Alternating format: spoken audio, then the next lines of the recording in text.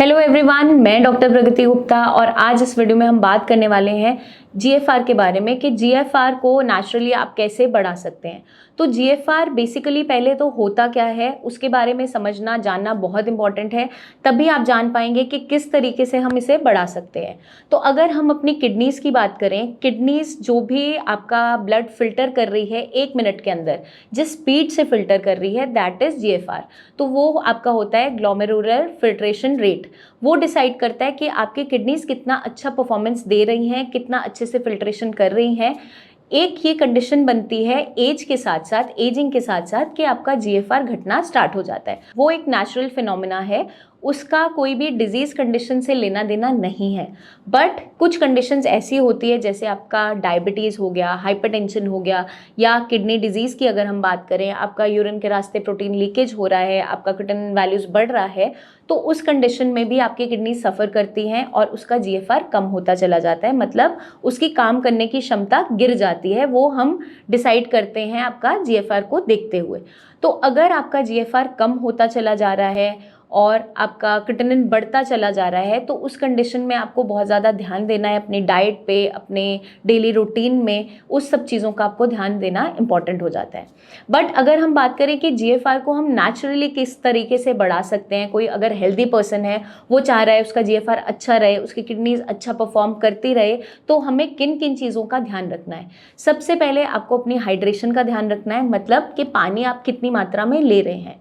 Over hydration, dehydration दोनों ही ऐसे cause हैं जिसकी वजह से किडनी फेलियर भी देखने को मिल जाता है। तो हमें ना तो अपनी बॉडी को ओवर हाइड्रेटेड करना है, मतलब कि पानी की मात्रा इतनी ज़्यादा करनी है, या फिर ऐसा नहीं करना कि बिल्कुल पानी पी ही नहीं रहे, आपकी किडनीज बिल्कुल डिहाइड्रेशन के अंदर जा रही है, आपकी बॉडी डिहाइड्रेट हो रही है और यूरिन वहाँ पे कॉन्सेंट्रेटेड हो रहा है, तो उस कंडीशन से भी आपकी किडनी सफ़र करती है। तो आपको पानी किस तरीके से पीना है, हमें पानी एक ऑप्टिमम मात्रा में पीना है। वो कैसे डिसाइड करोगे? आपकी बॉडी में कुछ सेंसर्स हैं, आपका लिप्स हो गया, आपका थ्रोट हो गया। जब आपको प्यास लगती है, मुंह सूख रहा है, गला सूख रहा है, या फिर आपको बोलने में परेशानी हो रही है, तो उस टाइम आपको थोड़ा थोड़ा पानी सिप करते रहना है थ्रू आउट द डे। एक ऑप्टिमम मात्रा हर किसी बॉडी के लिए अलग हो सकती है, तो हम कोई क्राइटेरिया फिक्स नहीं कर सकते कि 3 लीटर पानी पीना है, 2 लीटर पानी पीना है, 4 लीटर पीना है।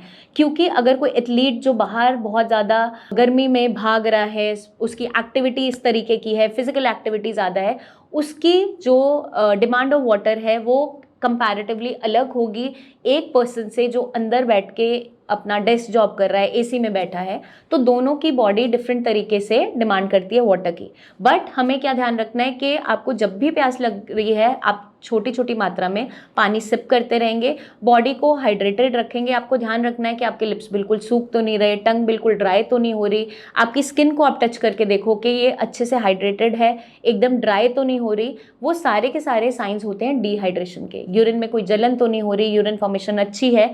तो ये सारी चीज़ों को ध्यान रखते हुए हमें पानी की मात्रा का इंटेक करना है।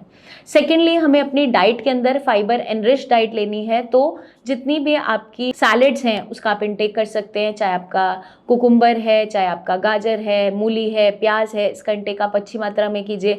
आप फ्रूट्स का इंटेक कीजिए, जैसे एप्पल है, पपाया है, गुआवा है, इसकी मात्रा अच्छी आप ले सकते हैं। पियर है इवन, ये एक डायबिटिक नॉन डायबिटिक पर्सन भी इंटेक कर सकते हैं।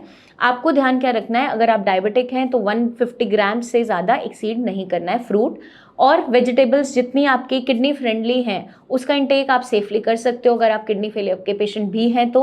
और जो लोग किडनी फेलियर से सफ़र नहीं कर रहे, हेल्दी हैं, वो अपनी सारी वेजिटेबल्स का, सीजनल वेजिटेबल्स का इंटेक कर सकते हैं ताकि उनकी बॉडी फाइबर एनरिच्ड रहे, उनका गट भी हेल्दी रहे। अब हमें एक और चीज़ का ध्यान रखना है, फिजिकली हमें एक्टिव रहना है। तो अगर हम छोटी छोटी कोई भी लाइट एक्सरसाइजेस कर रहे हैं, चाहे आपका योगा प्राणायाम है या कोई ब्रीदिंग एक्सरसाइज है, या आप थोड़ा वॉक कर रहे हो, वो आपकी मोबिलिटी को बनाए रखने के लिए बहुत इंपॉर्टेंट है। तो वो डेली रूटीन में ऐड ऑन करना है। स्ट्रेस से हमें दूर रहना है, तो स्ट्रेस मैनेजमेंट बहुत इंपॉर्टेंट पॉइंट है, क्योंकि वही एक ट्रिगर है जो आगे चलते हुए आपका बीपी, शुगर वैल्यूज़ को बढ़ाना स्टार्ट करता है, इवन किडनी फेलियर की कंडीशन तक भी लैंड अप कर देता है।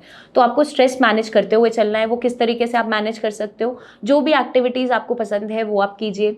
म्यूज़िक, आप सुन सकते हैं। म्यूज़िक थेरेपी बहुत अच्छा रोल प्ले करती है स्ट्रेस को रिलीव करने में। मेडिटेशन आप कर सकते हैं, एक्सरसाइजेज आप कर सकते हैं, या अपनी कोई भी हॉबी को ऑप्ट कर सकते हैं ताकि आप स्ट्रेस से दूर रहें। तो इन सारी चीज़ों का हमें ध्यान रखना है। अब हमें एक और चीज़ का ध्यान रखना है, अपनी डाइट के अंदर एडेड शुगर, एडेड सॉल्ट का इंटेक अवॉइड करना है। मतलब कि कोई अगर हेल्दी पर्सन भी है तो उस कंडीशन में भी आपको एडेड सॉल्ट, एडेड शुगर नहीं लेना। मतलब जैसे हम किसी सैलेड पे बहुत ज़्यादा नमक डाल के खाते हैं, चाट मसाला का इंटेक करते हैं, या पापड़ है, चटनी है, या अचार है जिसकी बॉडी को नीड नहीं है, उसके अंदर एक्स्ट्रा सॉल्ट आपकी बॉडी में जा रहा है, उसको हमें अवॉइड करना है। क्योंकि इन फ्यूचर यही एक्टिविटीज़ या यही हैबिट्स हमें आगे चलकर हाइपरटेंशन का मरीज बना देती हैं, बढ़ता हुआ बीपी देखने को मिल जाता है। एडेड शुगर भी हमें नहीं लेनी है क्योंकि डायबिटीज़ के होने के चांसेस बढ़ते चले जाते हैं, वज़न बढ़ता चला जाता है। तो हमें वेट को भी इन चेक रखना है, इवन शुगर वैल्यूज़ को भी। तो एडेड शुगर जैसे आपका कैंडीज़ है, या फिर हम शुगरी ड्रिंक्स पी लेते हैं, या हम कोल्ड ड्रिंक्स पी लेते हैं, सॉफ्ट ड्रिंक्स पी लेते हैं, वो हमें इंटेक नहीं करने हैं क्योंकि उसकी बॉडी को ज़रूरत नहीं है। उसके एक्सेप्शन में हम बटर मिल्क ले सकते हैं, कोकोनट वाटर ले सकते हैं, या लेमन वाटर ले सकते हैं। जो ऑलरेडी पर्सन हेल्दी हैं वो इसका इंटेक कर सकते हैं। तो आपका अगर हम GFR को बढ़ाने की बात करें तो यही सारे जो पैरामीटर्स है इनको अगर आप ध्यान में रखोगे तो आपकी किडनी की फंक्शनिंग अच्छी रहेगी, आपकी किडनी की परफॉर्मेंस अच्छी चलती रहेगी, और आपकी जितने भी वेस्ट मटेरियल हैं वो यूरिन के रास्ते फ्लश आउट होते रहेंगे। तो टॉक्सिन्स की एक्यूमुलेशन बॉडी के अंदर नहीं देखने को मिलेगी। मैं उम्मीद करती हूँ काफ़ी हद तक क्लियर हो गया होगा आपको कि GFR को हम नेचुरली किस तरीके से बढ़ा सकते हैं। आपके कोई सवाल हो तो ज़रूर पूछिए, आपको कोई भी डाउट है उसे क्लियर ज़रूर कीजिए। आपकी कोई रिपोर्ट्स आप शेयर करना चाहें तो नीचे दिए हुए नंबर पे व्हाट्सएप भी कर सकते हैं। पर्सनली आप मिलने आना चाहें तो क्लिनिक विजिट भी कर सकते हैं। जल्दी हम आपसे फिर मिलेंगे, तब तक के लिए अपना ध्यान रखिएगा एंड टेक केयर।